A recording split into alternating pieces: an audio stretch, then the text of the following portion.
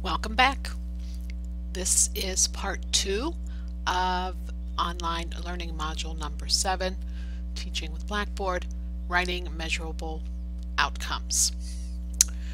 So far, what we've done in the course is talk a little bit about learning outcomes and a little bit about how to create them, Bloom's taxonomy, and you spent a little bit of time in the last activity taking a look at some, I would call them poorly written learning outcomes and restructuring them and rewriting them into measurable learning outcomes. Well, now what we'd like to do is just show you an example of a learning activity and measurable outcomes that are related or aligned with that learning activity, as well as assessment activities. And the reason we want to show you this example is your next assignment is going to actually be to construct a learning outcome and align it with an activity and assessment. So here's an example. As I told you in part 1, I am a professor in the IT and CS department here at Lakeland, so of course my module is going to be computer related. So if the module in the course is to enhance an Excel workbook with charts and graphs, here's a list of some of the learning outcomes for that module. Create an embedded chart, create and format a pie chart, chart titles, column chart, line chart, modify Excel charts data source, create a chart sheet within an Excel workbook. If you notice, each one of those learning outcomes is measurable. Each one of them includes an audience. Each one of them includes a performance of some type, and in some cases conditions.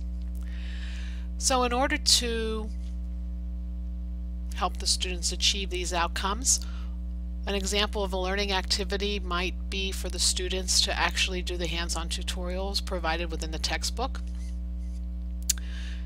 Usually these tutorials in the textbook I use include step-by-step activities, so the students have the opportunity to actually perform these tasks as they're learning about them. An assignment might be to do some type of case project to apply those skills that they acquired during the hands-on tutorial portion, and we want to make sure that each one of the assignments actually requires the creation and modification of the specific charts that are listed in those learning outcomes. And then finally, an example of an assessment might be a final project that they do on their own, where they have to create an Excel chart of some type, including different chart elements.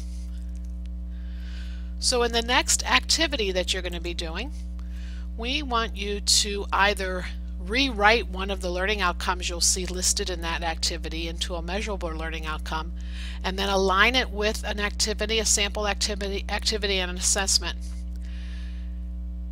We're only asking you to do one, but if you would rather take learning outcomes from your actual course that you teach, feel free to do that.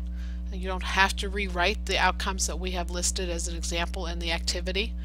You can certainly go ahead and take one of or more of learning outcomes from one of your courses, align it with an activity and also an assessment so that we can measure the student's progress or competency with that outcome. So I'm going to let you go and move on to Module 7's second assignment, Align Outcomes, and we'll catch back up again in the conclusion.